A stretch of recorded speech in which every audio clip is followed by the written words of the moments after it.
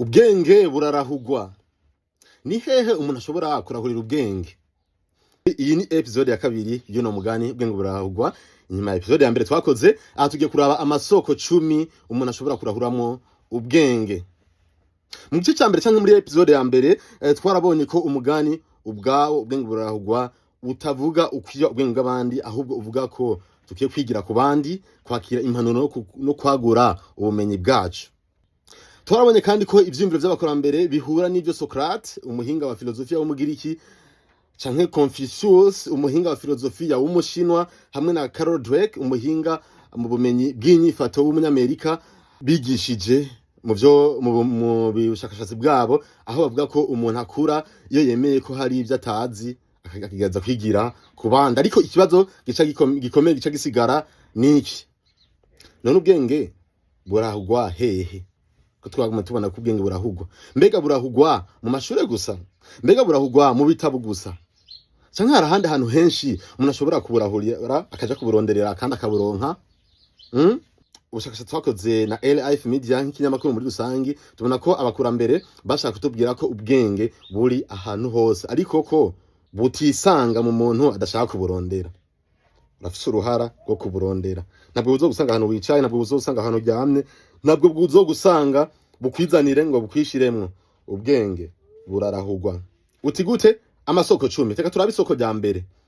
Mbere ko turabe isoko rya mbere, jewe nitwa Wilfried Irambona, ikinyamakuru ni Life Media. Ndabwiye utonde like kuri no video, utonde subscribe kuri YouTube channel ya Life Media kugira ngo uzokwame uronka ibiganiro tugushikiriza bidufasha kwiga mu buzima, kugira ngo dushobore gutera imbere mu byo dukora mu buzima bwa buri munsi. Kaze midondo y'ino kiganiro, nizere ko mumeze neza mu bikorwa byanyu. Twinjire neza n'ikiganiro cyacu. Topic yacu ibintu 10 bigufasha canke amasoko 10 worahuramwo ubwenge.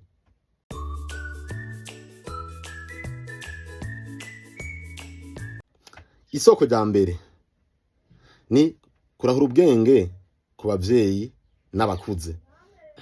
Mu mico y'abarundi n'abanyarwanda, umuryango niwo wari ishure rya mbere. Umwana ntiyarinda gushika ku ntebe y'ishure kugira ngo yige, ntiyarindira kuja kw'ishure ngo nihazokwigira, oya, ahubwo yarigira kuri nyina, akigira kuri se, akigira kuri sekuru, akigira kuri nakuru, akigira no ku bandi bantu bamukurira. Nibo bamwigisha ukubaha abandi, nibo bamwigisha kuvuga ukuri, nibo bamwigisha gukora, nibo bamwigisha kwihangana, nibo bamwigisha gukemura amatati, nibo bamwigisha ibintu byinshi cyane. Reka dufatire akarorero ko mu Burundi. Dufate umusore ashaka ko gutangura gukora ubworozi. Aho guca akoresha amafaranga menshi mu makosa canke mukabikoresha nabi, aja kubaza umworozi amaze imyaka 30 abikora. Mu minsi mike aronka ubumenyi uwo mworozi yakuye mu myaka myinshi amaze ariko arakora uwo mugabo korora. Aho niho arahura ubwenge. Bica bituma ubworozi bw'uwo musore butera imbere, kubera ko aba yize ibintu byinshi. Intambamyi zabaye kuri uwo mworozi yigiye ko ntizoshobora kumushikira ubuhinga canke udutricks canke udutips yakoresheje kugira ngo basi imikenyero yakoresheje kugira ngo ashobore gushika kwiterambere ry'ubworozi bwiwe, ikimufasha kugira ngo ashike kwiterambere. Hambere turabonye yuko umuntu yigira ku bantu bamukurira canke abavyeyi canke abafise uburambe mu bijanye n'ivyo ariko arakora, nkuko tubibonye muri kano karorero ko no musore. Isoko rya kabiri none ry'ubwenge ni irihe? Ubwenge burarahugurirwa mu makosa y'abandi. Harimwo kurahura ubwenge mu makosa y'abandi. Abantu benshi bibaza ko ubwenge buzanwa gusa no gukora amakosa. Oya, ushobora kudakora ikosa wewe ariko ukigira ku ikosa ry'abandi. Hari ubwenge buva mu kwitegereza amakosa y'abandi. Aha niho tubona uyu mugani ufise uburemere budasanzwe. Uti kubera iki? Kubera iki wokora ikosa rimaze gukorwa n'abandi kandi wowe ushobora kuryigirako? Warabonye umuntu ikosa yakoze, urabona ingaruka ziwe. Kubera iki wowe urisubiramwe? Ubwo ntwari kuryigirako kugira ngo nawe rigufashe ntuzokora amakosa nk'ayo yakoze. Reka dufate akarorero. Umudandaza yatakaje amafaranga yose kubera ko kumbure yinjiye mu mugambi atabanje gukora ubushakashatsi. Ubundi abonye ibyo arigira kuri ayo makosa, mu nyuma ntashobora nawe kuyakora. Nawe abarahuye ubwenge, naho atari we yakoze iyo kosa, urumva ko yimigishije kudakora amakosa yabonye ku wundi, bigaca bituma udandazo bwiwe rutera imbere. turaba isoko rya gatatu ry'ubwenge. Iri turibona mu bushakashatsi bwa Albert Einstein agira ati ntuhagarike kwiga. Kwiga birabandanya. No musi siniga ngo uje murahejeje. Oya birabandanya. No musi ahubwo bisaba yuko buri munsi ufata iminota umwe cyangwa iminota ibiri yo kwiga ikintu gishasha. Kandi kaba ibintu byamiza kaba kamenyero kawe. Umuhinga w'icyamamare mu bya physics Albert Einstein uno n'umudagi nuva mu gihugu ca Germany yaje kuronka ubwene gihugu bwa Leta Zunze Ubumwe za Amerika unakaba yabaye kuva mu mwaka w'igihumbi kimwe amajana 879 gushika mu mwaka w'igihumbi kimwe amajana 955 yarigeze kuvuga ati once you stop learning you start dying. Ati umunsi uhagaritse kwiga ubutangwe gusubira inyuma. Ugahagaritse kwiga ujya munsi no hagarikiye ko kwiga ni kwiterambere ryawe risubira inyuma. Sino giti terambere novuga yuko habatangwa ico no kwititera nyuma. Uti kubera iki? Ngo kuko umuntu hagaritse kwiga abahagaritse no kurahura ubwenge. Abakurambere bacu nabo bari babizi bino bintu. Nico gituma batigeze bavuga ko umuntu ashobora gushika hamenya byose. Habwo bavuze ko ubwenge burahugwa ryari ahantu hose turi. Ubu tugeze kwisoko rigira kane. Mano masoko atatu twabonye yuko isoko rya mbere ryatweretse yuko ubwenge burahurirwa ku bantu badukurira harimo abavyeyi n'abakuze. Isoko rya kabiri twabonye yuko ari kurahurira ubwenge ku makosa y'abandi. Isoko rya gatatu naryo twabonye yuko ari kuguma twiga ntuhagarike kwiga. Isoko rya kane rivuga iki? Isoko rya kane ni kurahurira ubwenge mu bitabo. Wabukunda gusoma ibitabo cyangwa urabica kukirenganira ahantu hari ikigo gikomeye kubera ko abarundi n'abanyarwanda nta muco dufise wo gusoma cyane kubera ko bavuga bati abazungu bakunda kuvuga bati ushaka guhisha ikintu umunyafrika ugishira mu bitabo. None nawe buri umuntu uzohishwa ubwenge bugahishirwa mu bitabo canke urasugira ubushakashatsi mu bitabo bitandukanye kugira ngo ushobore kugira ubumenyi. No musoho byaroroshe internet ishobora kubera ibitabo nubwo amakuru rimwe na rimwe yahaye kunda kuba tizewe bisaba kuyasuzuma neza ukaraba yuko ari amakuru yizewe. Hari umugisha abantu bo hambere batari bafise nko twebwe tufise no munsi kuko uyu munsi dushobora gusoma ibitabo byanditswe n'abantu bapfuye imyaka amajana iheze. Mu yandi majambo umuntu ashobora kwigira ku muntu atigeze ahura nawe. Akarorero ushobora gusoma igitabo ca Nelson Mandela umunyapolitike w'umunya Afrika y'Epfo South Africa. Ushobora gusoma igitabo c'umwanditsi Chinua Achebe umunya Nigeria. Ushobora gusoma igitabo c'umuhinga mu by'ubutunzi naho mutigeze muhura uburahuye ubwenge ku burambe bwabo. Nico gituma gusoma ibitabo ari kimwe mu vyongera ubwenge kuruta ibindi. Tuga turayibona mu video kuri kirazo tuza tuyifasha ibitabo bimwe kugira ngo dushobore gusangira ubumenyi tuza amatopic atandukanye cyaganira ko ari kavuye muri ivyo bitabo tubashikiza ivuye muri ivyo bitabo kumbe namwe muterera vyimvyo vyanyu biciye mu gace k'ivyimviro ka commentaire. Isoko rya gatanu by'ubumenyi turibonera muri bino Anders Ericsson yavuze ati ubuhinga ntibuvukanwa gusa. Mwame wiyumvya ko ubuhinga buvukanwa. Uti iyo ni isoko ry'ubumenyi gute? Mu mwaka w'igihumbi kimwe amajana 1993 umuhinga mu bumenyi bwo kwiga no kwimenyereza Anders Ericsson uno n'umunyaswede yasohoye ubushakashatsi bwerekana ko abantu bagera kure mwuga atari kubera ko ingabirano gusa bafise. Abantu batera imbere mu myuga yabo si kubera ingabirano gusa bafise. Yerekanye ko ikintu gikomeye ari kwimenyereza neza, kwigishwa n'abasanzwe bafise ubuhinga, abamenyereza, abacoach. Ukaba ufise umucoach akumenyereza, ukaba ufise umuntu aguhanura mu vyukora. Abakinyi b'umupira w'amaguru bafise abacoach, abakinyi ba basketball bafise abacoach. Ariko nawe ushobora kubugira umuntu nimba uri umunyamakuru umuntu akubwira uti hada ahantu amakuru wayashikirije nabi, hada ahantu wabikoze nabi. Nimba uri umudandazo wakwiye kuba ufise umuntu ukita nk'umukansela canke umucoach bwira ati urudandazo rwawe uko rwibononera ngaha hamwe ukora ibintu biriya urudandazo rwawe byogenda neza. Ibintu nk'ivyo umuntu wese abwirizwa kugira umucoach akemera gukosorwa no kwama yiga. Mu nyuma ubushakashatsi bwiwe bwatumye abantu benshi bavuga ivyerekeye deliberate practice, no kuvuga kwimenyereza ufise intumbero. Deliberate practice no kuvuga kwimenyereza ufise intumbero ushaka gushikako. Kugira ngo umuntu yimenyereza nka cyane nk'umufate nk'umupira w'amaguru, hari umuntu yimenyereza kugira ngo azotsinde urukino. Mu bwubatsi ushobora kwimenyereza kugira ngo uzokubaka inzu nziza. Mu rudandazo ushobora kwimenyereza kugira ngo urudandazo rwawe ruzozana inyungu. urumva yuko ivyo bitwibutsa yuko dukwiye kwimenyereza. Mbega none ivyo ntibisa no kurahura ubwenge ukaburahurira kuba kurusha ubumenyi, nk'uko abakurambere bacu bavuze bati ubwenge burarahurwa. Ivyo ntaho bihuriye. Isoko rya gatandatu ni kurahura ubwenge mu kumviriza. Iyo umuntu yumviriza ashobora kurahura ubwenge. Uti gute? Hari abantu bibaza ko kwiga bisigura kuvuga. Sico vyama bisigura, ariko rimwe na rimwe kwiga gutangurira mu kumviriza.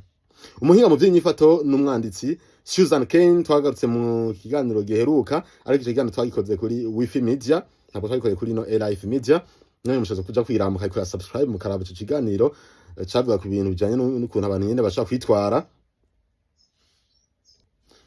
Susan Cain umunyamerika mu gitabo ciwe yise Quiet cyasohowe mu mwaka wa 2012 yerekanye ko abantu bazi kumviriza neza kenshi babona amakuru menshi kurusha abama bavuga.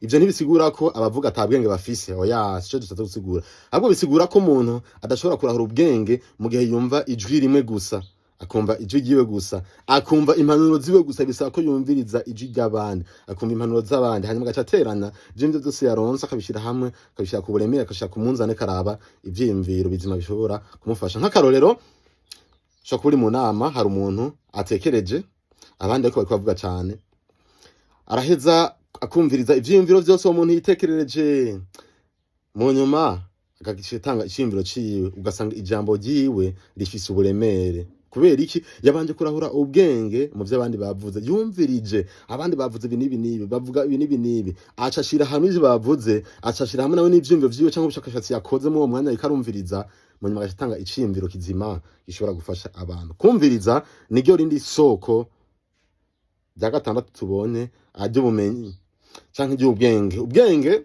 to turaba amasoko 10 y'ubwenge ahantu dushobora kurahurira ubwenge. Tugeze ku isoko ry'indwi. Isoko ry'indwi ni irihe? Kurahura ubwenge mu kwitegereza. Bo umuntu yitegereza. Hari ibintu bitigishwa n'amajambo, byigishwa no kwitegereza. Umuntu arashobora kutavuga akakwigisha ikintu. Umwana arabona ngene se yubaha abantu nawe akabigira. Umukozi mushasha arabona ngene mukuru wiwe yakira abakiriya nawe akabikurikiza. Nico gituma abakurambere bavuga bati ubona niwe yiga. Kwitegereza ni ishure rikomeye cyane. Shakora umunyamakuru ukaba ufise uwundi wihweza, kuntu wihweza ngene abikora bikagufasha kuba umunyamakuru akomeye. Shakora umudandaza ufise idol, umuntu wihweza ngene adandaza bigatuma nawe bigwicigwa, bikagufasha kwiga ngene wodandaza. Shobora kubura umukinyi kenshi ukunda kwibona ku bakinyi urangirano, shobora gusanga nka Lamine Yamal canke abandi bakinyi mukunda cyane nka Arda Güler, Real Madrid canke FC Barcelona, niko ndazi niyo benshi mukunda cyane. Ugasanga arafise idol wiwe, ukavuga ati jewe mbonye Lionel Messi ndamigira kwiki, jewe mbonye Cristiano Ronaldo ndamigira kwiki, mbonye Diego Armando Maradona ndamigira kwiki, mbonye Zinedine Zidane hari ikigo ndamukura, mbonye Sergio Ramos nk'aba ba defenseur ba Barca n'aba Asensio, bavuga ati Sergio Ramos turafise yo tumwigira ko. Rero ivyo ubona ku bantu bishobora kubera icigo. Ubwenge burahugwa iyo umuntu yihweza. Niryo soko ry'indwi ry'ubwenge. Soko ry'umunani ni irihe? Reka turirabire mu byo Daniel Kahneman yashikirije. Daniel Kahneman yavuze ati ubwonko bw'umuntu burashobora kwihenda. Mu mwaka wa 2011 umuhinga mu bumenyi bw'inyifato n'ubutunzi Daniel Kahneman, uno n'umunya Israel, giharonka igihembo ca Nobel mu butunzi mu mwaka wa 2002, novuga n'igihembo cyo umuntu yakoze ibintu bidasanzwe mu gisata kanaka. Ico gihe urumva ko we yahaye mu butunzi. Yasohoye igitabo yise Thinking Fast and Slow, kwiyumvira, kwihuta no kwitonda. Yerekanye ko ubwonko bw'umuntu bushobora gufata ingingo bwihuse, ariko rimwe na rimwe bukihenda. Nico gituma umuntu akenera kugisha inama, kumviriza abandi no gusuzuma ivyiyumviro vyiwe. Mbega none ivyo ntibitwibutsa ko ata muntu akwiye kwiyumvira ko ubwenge bwiwe bwonyene buhagije, akumva ko ubwenge burahugwa. Isoko rya 9 ry'ubwenge byo kwirabira mu karorero tugiye gufatira hamwe mu Burundi no mu Rwanda. Reka dufata akarorero ko murimyi. Hari umurimyi amaze imyaka 40 ari mikawa. Hari uwundi muto yashaka gutangura kurima iyo kawa. Aho guca akora ivyo yishakiye, araja kumubaza ati nigiki gituma ikawa yawe yama yimbuka neza. Mu masaha makeyi aronka ubumenyi uwo murimyi yakuye mu myaka 40. Mbega none kusukura kurahura ubwenge ntababurahuye? Kubaza aha dushadikuramo ko kubaza canke kuza kubaza abandi bateye imbere ni isoko ry'ubwenge. Isoko ry'icumi ry'ubwenge none aho dushobora kurahurira nkuko twatanga turiko turaraba umwibutso uvuga uti ubwenge burahugwa ni irihe?